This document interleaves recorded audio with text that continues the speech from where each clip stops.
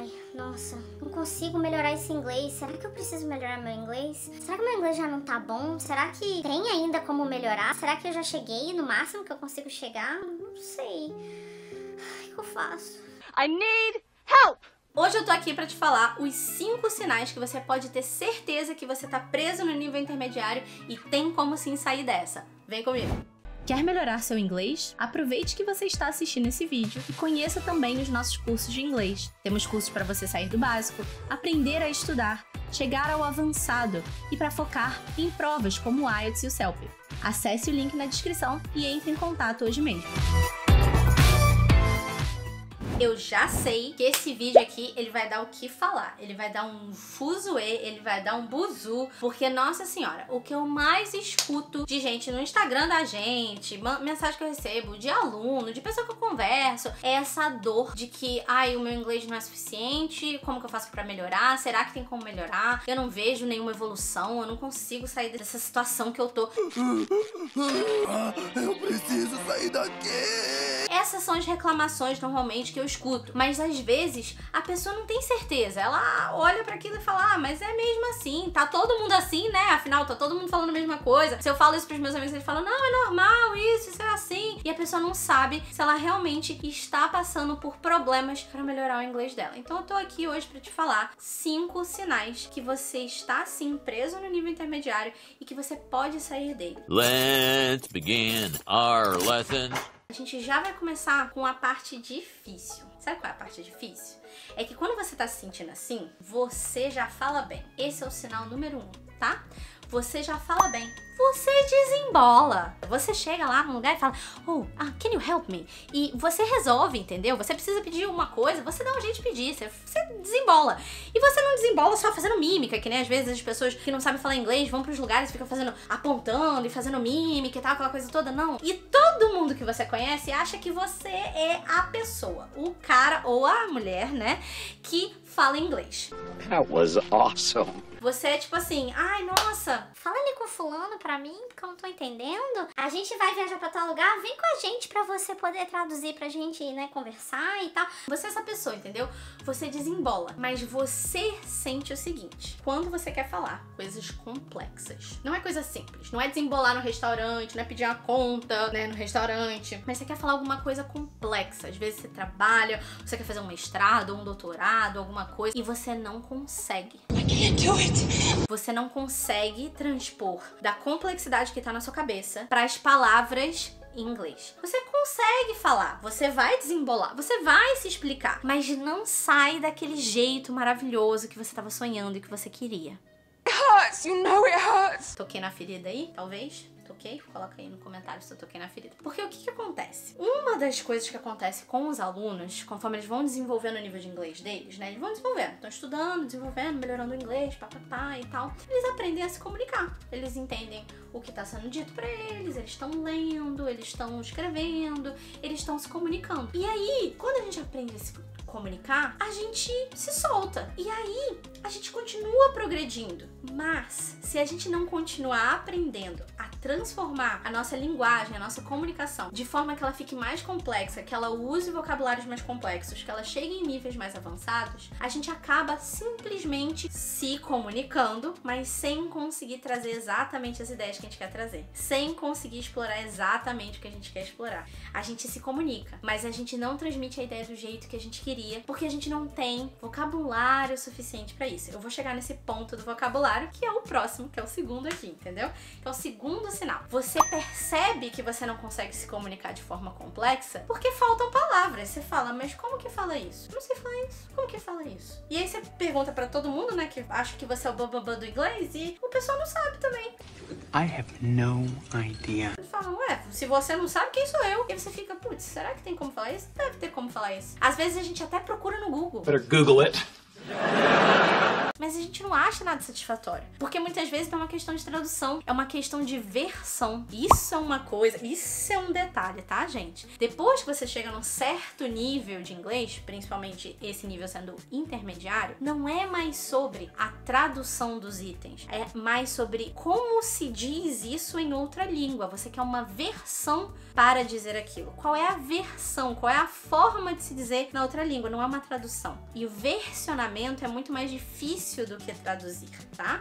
É por isso que o Google às vezes não acha as respostas que a gente quer. É por isso que às vezes a gente não sabe, porque não é uma questão simplesmente de tal palavra significa tal coisa. É por isso que às vezes você pergunta pra sua professora, pra sua teacher. Teacher é como os meus alunos me chamavam, tá, gente? Oi, teacher. You need a teacher. E a sua teacher, ela fala, então, não sei, vou ter que pesquisar, vou ter que ver direitinho. Você pode falar desta forma, e você fala, pô, mas não era exatamente dessa forma que eu queria falar, teacher. Eu queria falar exatamente aquilo que eu tô te falando aqui. E aí você não fica satisfeito, fica, ai meu Deus, a teacher também não sabe, tá vendo? Não tem como falar esse negócio. God damn it. Só que não é necessariamente isso, é que faltam palavras. E a gente tem que aceitar também que faltam palavras porque a gente precisa de uma versão, a gente não precisa de tradução. E às vezes, quando a gente chega no intermediário, a gente não quer aceitar essa verdade que é necessária pra gente conseguir subir de nível, tá? Faz sentido? Aceita que dói menos. Já te disse aqui os 2 maiores sinais de que você tá preso no intermediário. Se você sente qualquer uma dessas 2 coisas que eu falei, você já sabe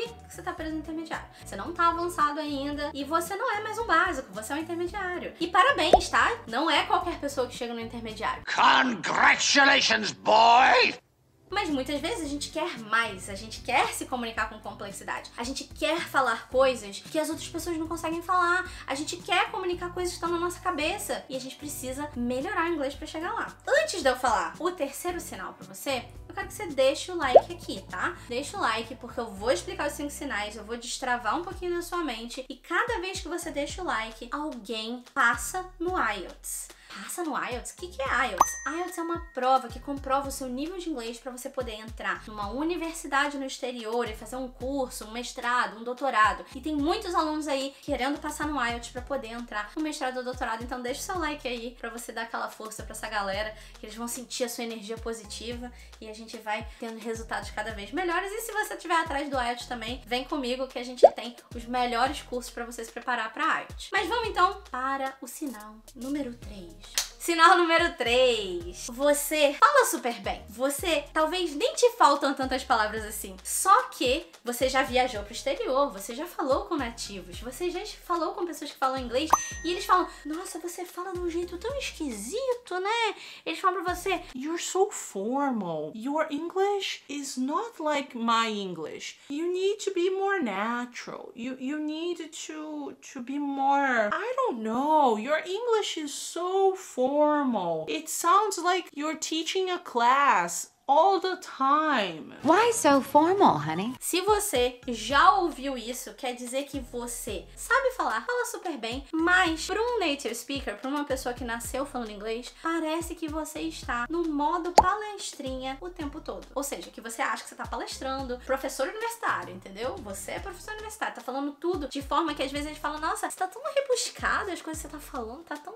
Eles não querem dizer que você tá snob, mas é isso que eles querem dizer, né? Você tá falando de uma forma tão rebuscada, tão assim, tão estranha. E aí, às vezes, eles não falam nem isso. Eles falam, a gente não fala isso desse jeito, a gente fala desse outro jeito, né? Vai dando umas dicas assim que você fica, putz, mas eu aprendi isso. Eu aprendi isso na escola, aprendi isso com a teacher lá. Aí você já não fala mais teacher nesse caso, você fala teacher, tá? Aprendi isso com a teacher. A teacher me ensinou errado. Essas escolas, essas teachers, elas não ensinam inglês da vida real. Já ouviu alguém falando isso? Você já falou isso? Então, não é bem assim, chuchu. Calma, menos pânico. Calm down. All right? O que acontece é que língua é um negócio vivo. E a língua, ela se transforma com a comunicação entre as pessoas. E, logicamente, uma comunicação de dia a dia, ela é muito mais informal do que muitas coisas que a gente precisa aprender para chegar num nível avançado. Às vezes até num nível intermediário, tá? Se você tiver um nível intermediário mais forte, tipo um upper intermediate, tem muitas coisas que você sabe porque você é um nível upper intermediate que não se usa necessariamente todo dia. E que muitas pessoas que não têm tanta oportunidade comunidade educacional, mesmo sendo falantes de língua inglesa, que não estudaram até o nível de faculdade, né, universidade, mestrado, doutorado, elas acabam não usando esses vocabulários. E aí você fica, caraca, você fica com a sensação de que a teacher te enganou, o curso de inglês te enganou, mas não é isso. É que existem momentos e momentos, sabe? E a gente precisa trazer essa questão para a nossa prática. A gente precisa trazer uma flexibilidade.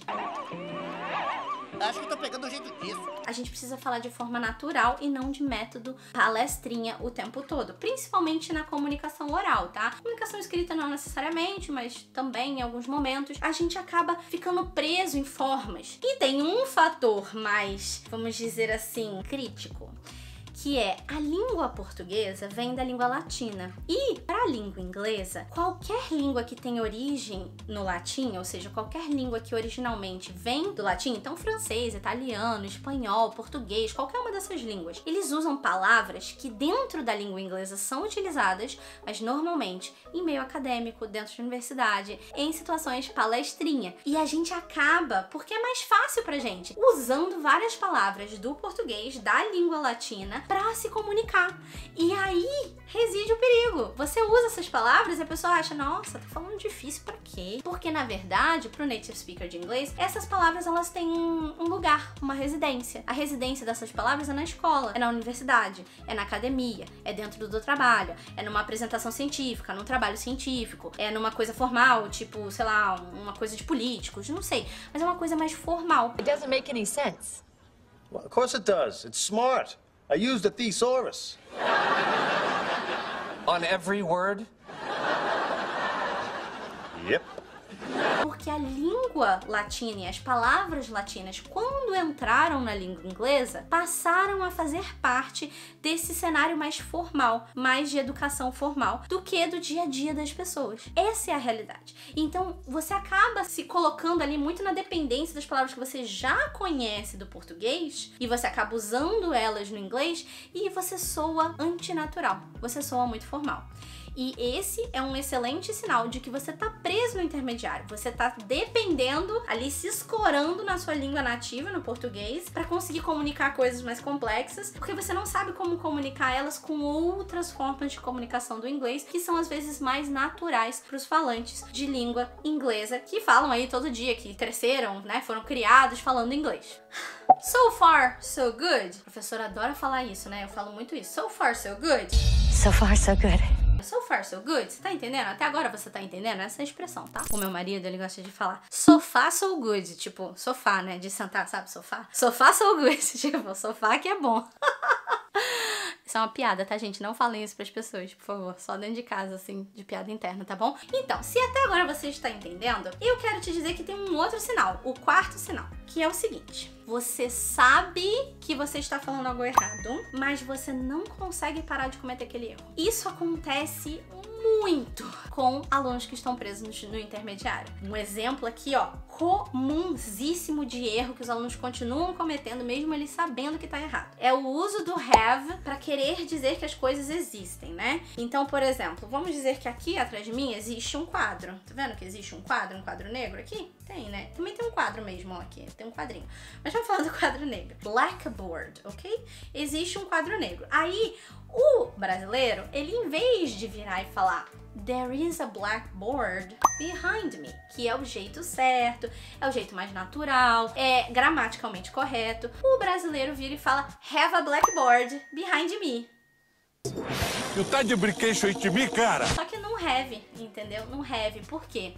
O have é um verbo que a gente usa para posses. Eu possuo algo. Por exemplo, I have a ring. Meu Deus, me senti assim, Soren, né? Ok. Referências nerds. Se você não captou, deixa pra lá. I have a ring, I have a watch, I have a necklace, I have an earring, I have a shirt. Ok, I have many things. Vai ter alguém nos comentários que vai falar, ai, mas não é blouse. É blouse sim, tá? Porque tem os frufruzinhos. Mas assim, eu quis usar um termo mais comum, porque, né, pra todo mundo entender o que é. Isso aqui é uma shirt, é uma blouse. Fica à vontade, tá? Então, a gente possui coisas. I have a necklace, I have a blouse, I have rings, I have fingers, porque eu possuo meus dedos, eu possuo esses itens, eles são minha posse, ok? Mas apesar desse item que tá atrás de mim aqui ser minha posse porque eu comprei, eu não estou querendo focar no fato de que ele é minha posse. Estou querendo focar no fato de que ele existe atrás de mim. Então eu falo, there is a blackboard behind me. There is. Por quê? Porque em inglês, para dizer que algo existe, a gente usa there is, there are. There is. There is. E é muito comum de, apesar dos alunos saberem que eles usam there is, there are para dizer que as coisas existem, eles caiam no erro de falar o have. E eles às vezes percebem depois que eles falam, mas eles não conseguem consolidar realmente o uso do there is, there are e trocar essa, né, virar essa chavinha para realmente começar a usar a língua da forma correta. E aí você comete sempre os mesmos erros. Quando alguém te chama a atenção, você fala, eu sei disso. Minha teacher já me falou 3 vezes. Vou chorar. Não sei por que eu continuo errando, Chu. Você continua errando, Chu, porque isso é o que a gente chama de fossilized error. What? O que é um fossilized error? É um erro que você cometeu tantas vezes que virou um fóssil dentro de você. É isso. Sabe um fóssil? Tipo, de dinossauro mesmo, fóssil, sabe? Tá lá, fossilizado. Oh, this is my collection of fossil samples. Virou um fóssil dentro de você, uma coisa, uma entidade dentro de você. E sabe como que você faz para acabar com o erro fossilizado? Você tem que sobrescrever ele. É como se fosse, sei lá, você escreveu alguma coisa no caderno de caneta e agora não tem mais como apagar. O que você faz? Você passa o branquinho, como é que é o nome daquele negócio? Sabe o branquinho, aquela fitinha branquinha? E aí você escreve outra coisa por cima. Para você passar o branquinho e escrever outra coisa por cima, você vai ter que firmar ali o branquinho. E essa forma de passar o branquinho é repetindo a coisa certa várias e várias vezes, se expondo a isso de várias e várias formas, e você tem que praticar isso. Você não tem que só receber um feedback de alguém que você errou. Você tem que ativamente pensar, beleza, eu errei. Agora eu vou praticar a forma certa algumas vezes para que eu não cometa mais esse erro. Você tem que trazer para sua atenção. Porque sempre que tem um teacher ou uma teacher falando no seu ouvido, Você errou isso. aí você fala, tá. Você errou isso. Aí você fala, tá. Mas você não ativamente se coloca para corrigir esse erro, ele nunca vai ser corrigido. A gente só corrige coisas que a gente nota e que a gente decide mudar, tá? Então, a partir do momento que você já sabe o erro, mas você não tá conseguindo mudar esse erro, é um sinal de que você precisa de mais prática, você precisa de mais exposição, você precisa evoluir o seu nível de inglês para realmente conseguir modificar isso e chegar no nível que você quer chegar, seja um upper intermediate, seja um advanced no inglês, para você conseguir se comunicar da forma que você deseja. Antes de eu falar o quinto e último sinal de que você está preso no nível intermediário, eu quero te pedir pra se inscrever no canal se você tá gostando desse vídeo. Poxa, se inscreve, porque eu sempre trago muita informação legal, tipo esse vídeo aqui. E a cada novo inscrito, eu brinco aqui que alguém chega no nível avançado. Então é uma coisa de energia, entendeu? Você se inscreve, traz energia boa pro mundo, outras pessoas vão ter energia boa, vão se motivar a estudar e todo mundo vai estar chegando no avançado e um dia vai ser você, que alguém vai estar se inscrevendo e você vai ser a pessoa que chegou no avançado. Faz sentido? Agora, se todos esses sinais que eu tô falando aqui, os 4 que eu já falei, e esse último que eu vou falar agora, se tudo isso tá fazendo muito sentido pra você, você precisa conhecer o Reaching Advanced. Reaching Advanced é o meu curso pra quem cansou de ser intermediário e quer finalmente se tornar avançado. Eu não vou ficar falando muito dele aqui não, mas vai ter um link aqui na descrição e qualquer coisa manda uma pergunta nos comentários que a gente te ajuda, tá? E agora vamos pro item número 5, ou seja, o quinto sinal de que você está preso no intermediário. E talvez esse seja o mais prevalente de todos, ou seja, o que as pessoas mais percebem e mais falam para mim e para os outros professores. É que você sente que você consegue entender tudo.